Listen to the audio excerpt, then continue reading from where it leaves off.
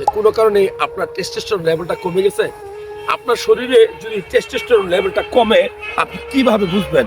মনে রাখবেন, একজন পুরুষ মানুষের টেস্টোস্টেরন এই রসটা খুব গুরুত্বপূর্ণ। এটা 18 বছর বয়স থেকে 30 বছর বয়সে বেশি তৈরি হয়। কমার কারণ কি?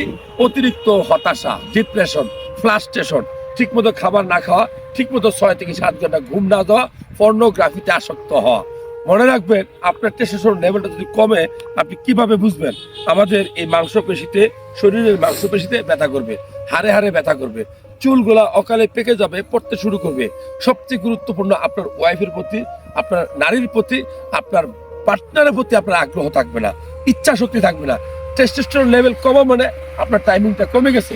সো ভালো লাগলে এই ভিডিওগুলো শেয়ার করবেন এবং আপনি অবশ্যই আপনার শরীরে একটা টেস্ট করবেন। সেই টেস্টের নাম হলো টেস্টোস্টেরন হরমোন, এই লেভেলটা।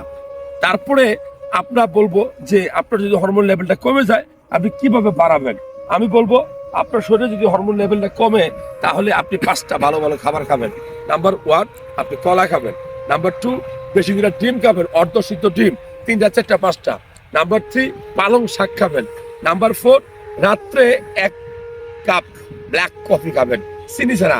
নাম্বার 5, আপনার আশেপাশে প্রচুর সবুজ শাক সবজি আছে, যেমন এই সরিষা শাক, পুঁই শাক, পালং শাক, এরকম সব রকম শাক আপনি নিয়মিত খাওয়ার চেষ্টা করবেন।